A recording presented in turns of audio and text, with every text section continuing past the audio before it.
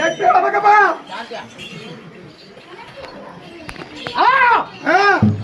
ತುರ್ತು ಬಂಗಾರಿ ಆರಿ ಕಾಂತಿ ಮಳಿ ಸರವಿಟ್ಟಂಗ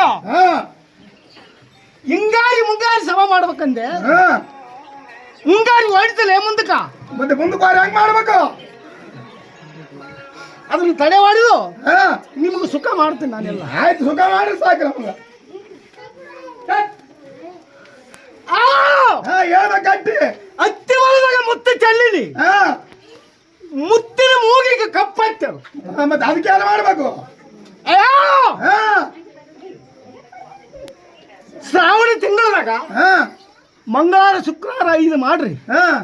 ದೇವರಿಗೆ ನೀರು ದೀಪ ದೀಗಿ ಮಾಡ್ರಿ. ಮುಂದೊಳದ ನಾ ಕಿತ್ತಾಕ್ತೀನಿ.